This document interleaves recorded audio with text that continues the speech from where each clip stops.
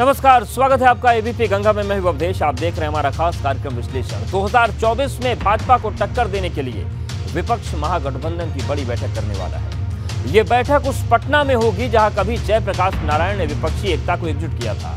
इस बैठक के होने से पहले देश का सियासी मिजाज गर्म हो गया है, क्योंकि दूसरी तरफ भाजपा ने दिल्ली में जीत की हैट्रिक के लिए यूपी में हर सीट की मल्टीलेयर तैयारी शुरू कर दी है। वही बात होगी राहुल गांधी के उस बयान की जिस पर 360 डिग्री सियासत हो रही है। साथ ही बताएंगे महिला पहलवानों के समर्थन में हुई बैठक के बारे में। ब्रजभूषण की गिरफ्तारी के लिए किसानों ने सरकार को 9 जून का टाइम दिया है। तो कहीं मत जाइए, बने रहिए हमारे साथ, क्योंकि अब होगा विश्लेषण।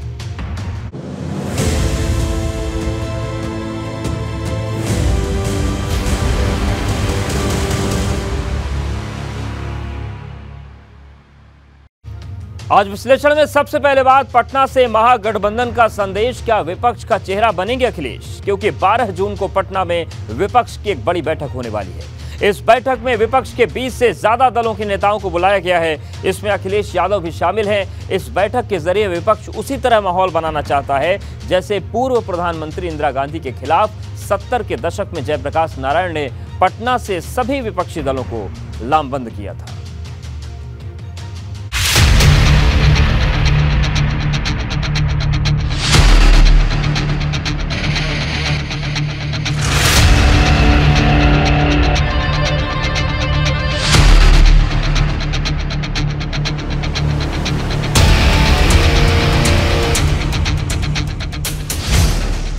पटना में ताकत दिखाएगा विपक्षी धड़ा। 12 जून को ऐलान होगा बड़ा।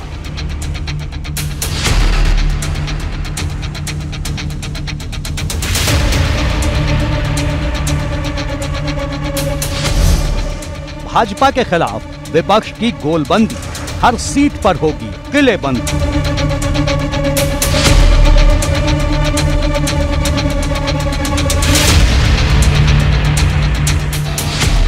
चौबीस के लिए महागठबंधन का संदेश। क्या विपक्ष का चेहरा बनेंगे अखिलेश?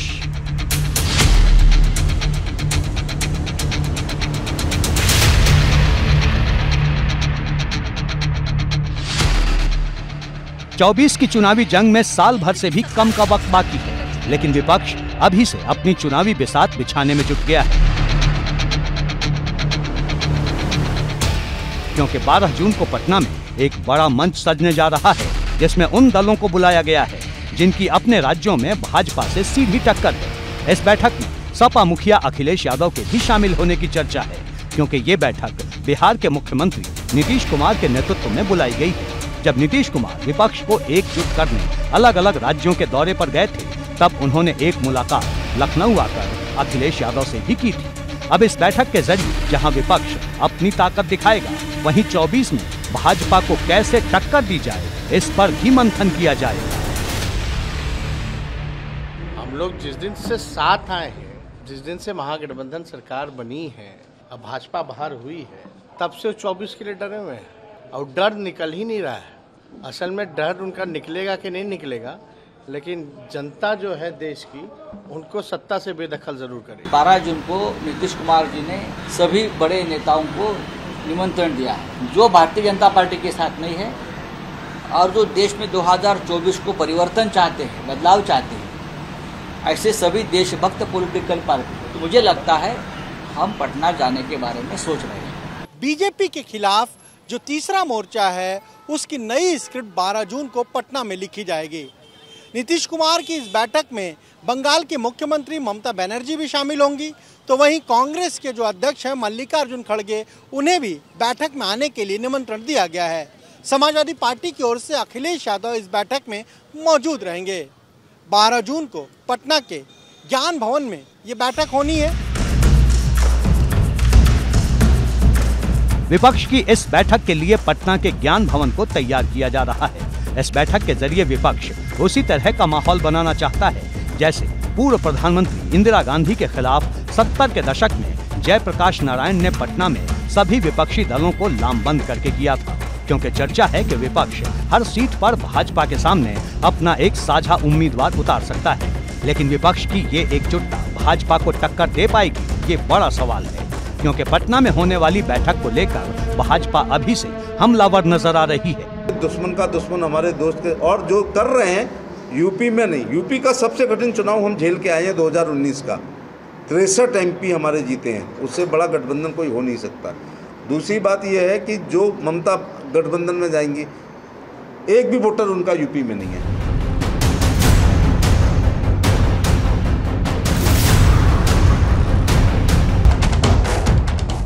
मतलब विपक्षी एकता के लिहाज से 12 जून की तारीख बहुत अहम मानी जा रही है, क्योंकि विपक्ष में कितना दम है इसकी एक बड़ी तस्वीर पटना की बैठक से साफ हो जाएगी। और उससे भी बड़ी बात यह है कि कई ऐसे दल हैं जो कांग्रेस के झंडे तले लड़ना नहीं चाहते। इनमें सबसे बड़ा नाम सपा मुखिया अखिलेश यादव और ममता बनर्जी का है, जो कर्नाटक में हुए कांग्रेस के शपथ ग्रहण समारोह में शामिल नहीं हुए थे। तो क्या वो नीतीश कुमार के नाम पर तैयार हो पाएंगे? एबीपी गंगा के लिए ब्यूरो रिपोर्ट।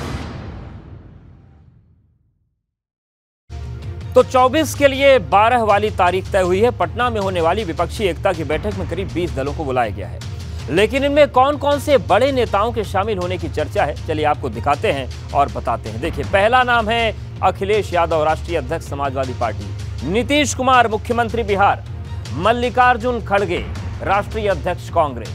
तेजस्वी यादव, डिप्टी सीएम बिहार।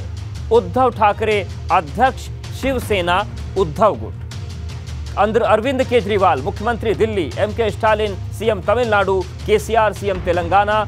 ममता बनर्जी, मुख्यमंत्री पश्चिम बंगाल। शरद पवार, जो एनसीपी के अध्यक्ष हैं। ये वो तमाम बड़े चेहरे हैं जो कि 12 तारीख को पटना में जुटेंगे। भाजपा की मल्टी लेयर तैयारी की। यूपी की हर सीट का ब्लूप्रिंट जारी, क्योंकि यूपी की सभी 80 सीट के लिए भाजपा ने एक सर्वे कराया है। इसमें यूपी की सीटों को जोन वाइज बांटा है, क्योंकि भाजपा उन सीटों पर ज्यादा मेहनत करने वाली है जिन्हें वो पिछली बार हार गई थी। वहीं कुछ ऐसी सीट भी हैं जहां पिछली बार भाजपा जीत गई थी, लेकिन इस बार यहां भाजपा को कड़ी टक्कर मिलने वाली है।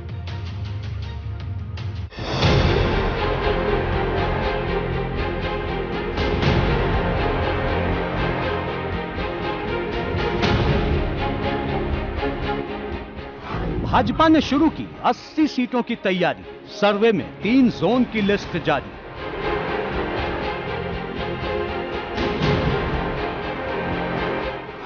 विपक्ष के स्ट्रॉन्ग जोन में घेरेगी भाजपा, क्या टक्कर दे पाएगी सपा?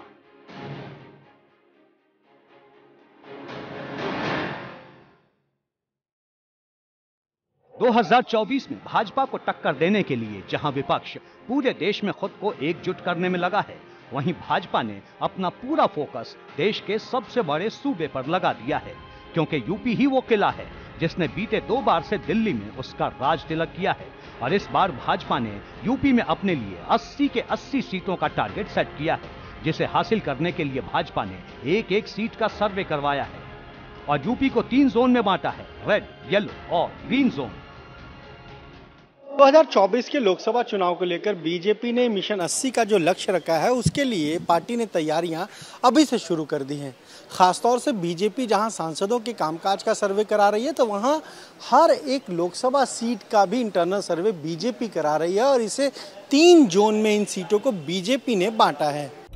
भाजपा सूत्रों से मिली जानकारी के मुताबिक पार्टी आने वाले वक्त में अपनी सबसे ज्यादा ताकत रेड जोन में लगाने वाली है। इसमें उन सीटों को रखा गया है जो 2019 में भाजपा हार गई थी। इनमें रायबरेली, अमरोहा, घोसी, सहारनपुर, लालगंज, अंबेडकर नगर, मुरादाबाद, संभल, नगीना, बिजनौर और मैनपुरी के साथ साथ रामपुर और आजमगढ़ को भी रखा गया है।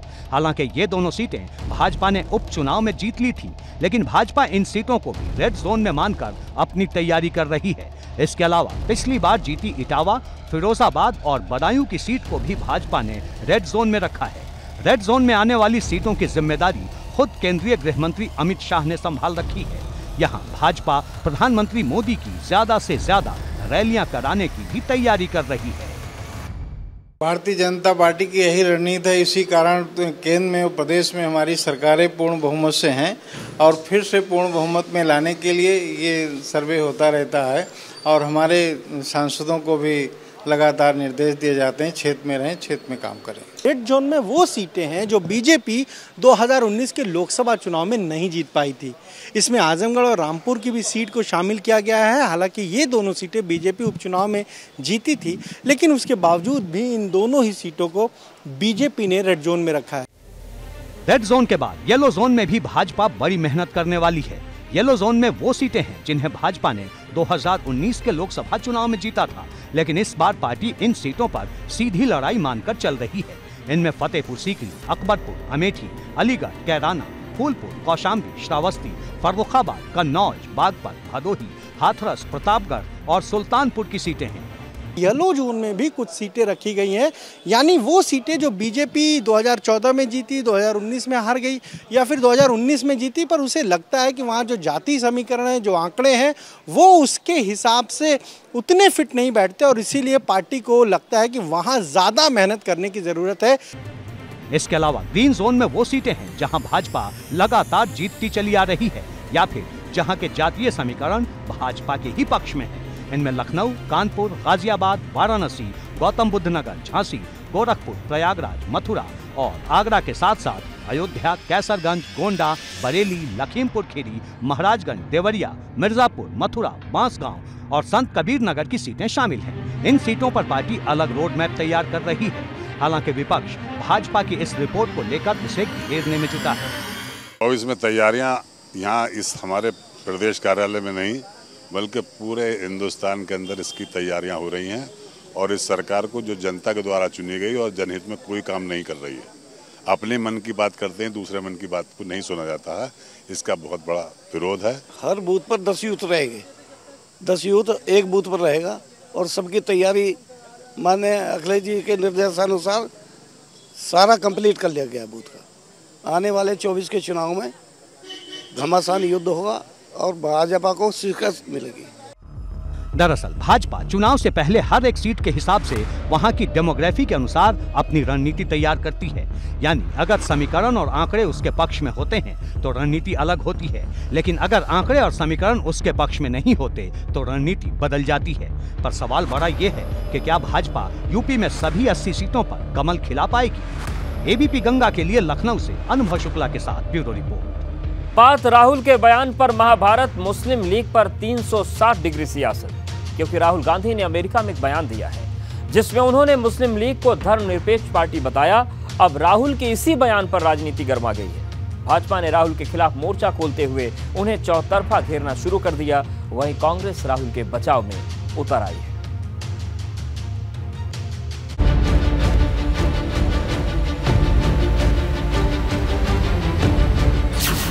मुस्लिम लीग पर महाभारत, राहुल ने बताया धर्मनिरपेक्ष तो शुरू हो गई सियासत। भाजपा ने साधा निशाना, कांग्रेस को याद दिलाया गुजरा हुआ जमाना। जब से राहुल गांधी अमेरिका गए हैं उनके बयानों को लेकर राजनीति गर्म है। राहुल गांधी के मुस्लिमों के हालात वाले बयान पर सियासत अभी खत्म भी नहीं हुई थी कि अब राहुल गांधी के मुस्लिम लीग को सेकुलर बताने पर देश की राजनीति का पारा चढ़ गया है। भाजपा ने राहुल गांधी के खिलाफ चौतरफा मोर्चा खोल दिया है। कोई उन्हें जिन्ना प्रेमी बता रहा है तो कोई बंटवारे की याद दिला रहा है। योगी सरकार में मंत्री रह चुके मोहसिन रजा ने तो राहुल को पाकिस्तान चले जाने की नसीहत दे दी है। राहुल गांधी जी का लगता है मानसिक संतुलन गड़बड़ा गया है। वह ऐसा बयान लगातार देने का काम कर रहे हैं अमेरिका में रह करके कि जैसे वो अमेरिका से चुनाव लड़ने वाले हैं। यह लोकतंत्र है, यह परिवार तंत्र नहीं है। मुस्लिम लीग को भी धर्मनिरपेक्ष बता रहे हैं, जिन्होंने देश का विभाजन किया, जिनके द्वारा विभाजन का षड्यंत्र रचा गया और इतना निकाल बाहर कर दिया है कि राहुल गांधी जी अब देश में भी नहीं रुकते हैं। अब विदेशों में जाकर देश विरोधी शक्तियों से समर्थन मांग रही है कांग्रेस कि हमारी सत्ता बना दो। तो मेरा सुझाव यह है कि अगर वाकई में इतना सत्ता के लिए ललायत हैं तो आप वहीं चले जाइए जहां आपने विभाजन करके पाकिस्तान बनाया था। वहां पर सारे मुसलमान आपको वोट दे देंगे। उनका फ्रस्ट्रेशन बढ़ते जाता है। अमेरिका में जा करके भारत के लोकतंत्र की निंदा करना ये एक प्रकार का देश के विरुद्ध कार्य है, देश हित के विरुद्ध कार्य है। राहुल गांधी ने मुस्लिम लीग को सेक्युलर पार्टी बताया है और उनके इस बयान पर बीजेपी उन पर हमलावर है। बीजेपी के तमाम नेता राहुल गांधी के इस बयान को लेकर उन पर निशाना साध रहे हैं। वहीं उत्तर प्रदेश में बीजेपी के एमएलसी मोहसिन रजा ने राहुल गांधी पर हमला बोलते हुए यहां तक कह दिया है कि राहुल गांधी को पाकिस्तान चला जाना चाहिए, जिसका विभाजन कांग्रेस के समय में हुआ था, और वहां पर उन्हें प्रधानमंत्री बन जाना चाहिए।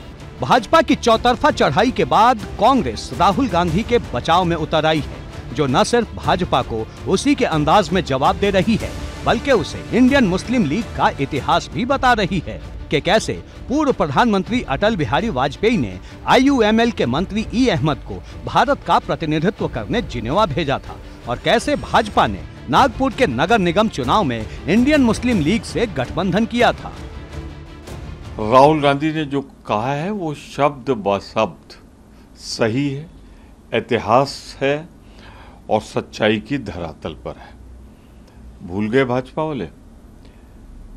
इनके सर्वोच्च नेता अडवाणी जी और तमाम नेताओं ने जब जाके मज़ार पे जिन्ना के फूल चढ़ाए थे तो क्या कहा था कि जिन्ना की मुस्लिम लीग सेकुलर पार्टी थी, विदेशी धरती पर उन्होंने कहा था। भूल गया हूं मैं याद दिला दूं। मुस्लिम लीग पर इस तरह की जो टिप्पणी भारतीय जनता पार्टी के नेता कर रहे हैं, मेरा उनसे सवाल है, बंगाल में मुस्लिम लीग और हिंदू महासभा ने मिलकर क्यों सरकार बनाई?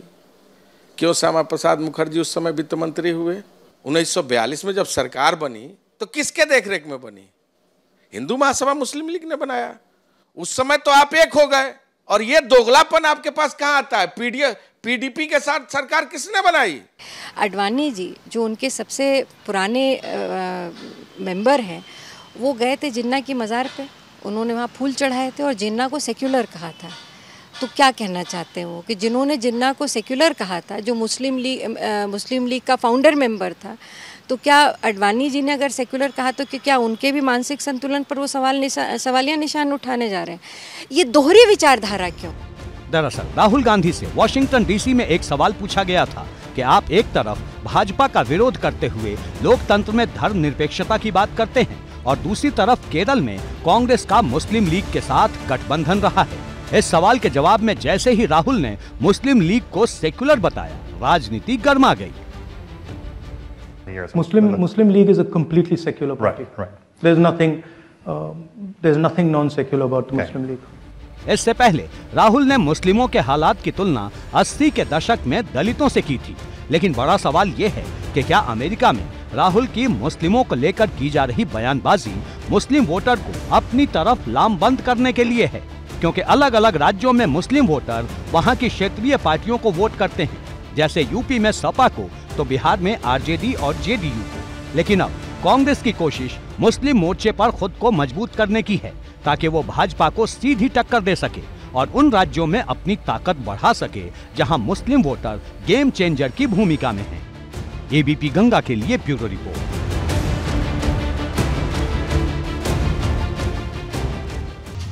दलित मोर्चे पर मायावती ने हुंकार भरते हुए सपा, कांग्रेस और भाजपा पर जमकर निशाना साधा। मायावती ने अमेरिका में दिए राहुल गांधी के बयान को कोट करते हुए कहा कि यूपी में दलित और मुस्लिम की बदहाल हालात के लिए कांग्रेस, भाजपा और सपा जिम्मेदार है। अब मायावती के इस बयान को उनके दलित और मुस्लिम गठजोड़ से जोड़कर देखा जा रहा है।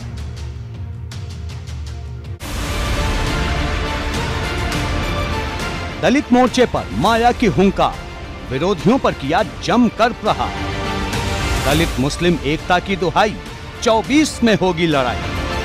जैसे जैसे 24 की चुनावी जंग नजदीक आ रही है, राजनीतिक दलों की जोर आजमाइश तेज होती जा रही है, क्योंकि भाजपा यूपी में मिशन 80 पर काम कर रही है, तो सपा महागठबंधन की पिच तैयार कर रही है। अब मायावती ने दलित और मुस्लिम मोर्चे पर अपनी बैटिंग शुरू कर दी है।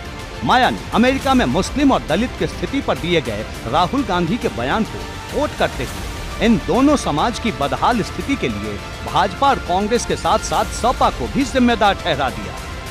मायावती ने इसे लेकर एक के बाद एक 3 ट्वीट किए हैं। एक तरफ तो मायावती ने राहुल गांधी के बयान का समर्थन किया, लेकिन दूसरी ओर उन्होंने कांग्रेस को भी घेरने का काम किया है। मायावती ने कहा कि देश में उत्तर प्रदेश समेत अन्य राज्यों में भाजपा, कांग्रेस या अन्य दलों की जो सरकारें चल रही हैं, उनमें दलितों का, बहुसंख्यक समाज के लोगों का शोषण होना एक आम बात हो चुकी है। मायावती ने यह संदेश देने की भी कोशिश की कि दलितों के, बहुजन समाज के लोगों के हित सिर्फ बसपा सरकार में ही सुरक्षित है। दरअसल मायावती की कोशिश अपने दलित और मुस्लिम वोट को एकजुट करने की है, क्योंकि यूपी में दलित वोट बैंक करीब 21% है तो मुस्लिम वोट बैंक 19%। इसे जोड़ने पर कुल वोट बैंक होता है 40%। लेकिन मायावती के लिए मुश्किल ये है कि मुस्लिम वोट बैंक का झुकाव यूपी में सपा की तरफ ज्यादा है, जबकि जिस दलित वोट को मायावती अपनी सबसे बड़ी ताकत मानती हैं, उसका भी बसपा से मोह भंग होता दिख रहा है, क्योंकि यूपी में अब बसपा के पास सिर्फ एक विधायक बचा है। एबीपी गंगा के लिए ब्यूरो रिपोर्ट। बात पहलवानों के साथ 1983 के चैंपियन ब्रजभूषण पर 9 जून तक अल्टीमेटम, क्योंकि महिला पहलवानों के समर्थन में आज कुरुक्षेत्र में एक बैठक हुई, जिसमें किसान और खाप ने ब्रजभूषण को गिरफ्तार करने के लिए सरकार को 9 जून तक का वक्त दिया। उधर समर्थन के मोर्चे पर महिला पहलवानों की ताकत बढ़ती जा रही है। देश को वर्ल्ड कप दिलाने वाले 83 के चैंपियन भी महिला पहलवानों के समर्थन में उतर आए हैं।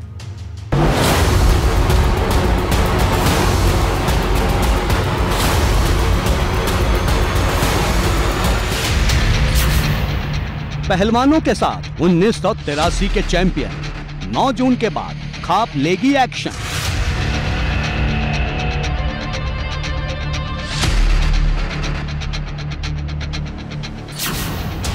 ब्रजभूषण की गिरफ्तारी पर अड़े किसान, नहीं तो आंदोलन से आएगा तूफान।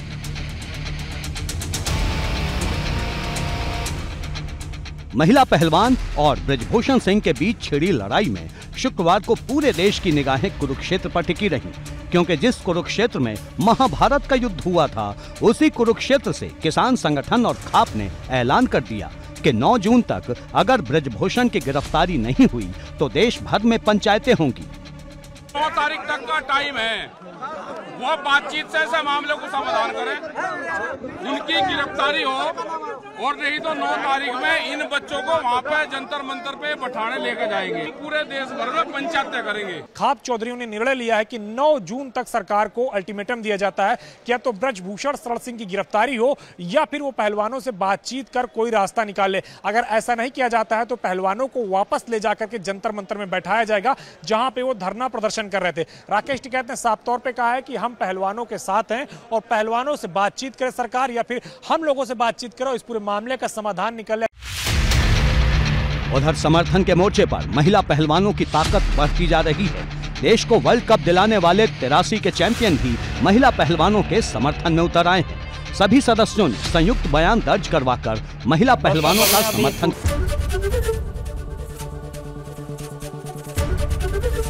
एबीपी गंगा, खबर आपकी, जुबान आपकी।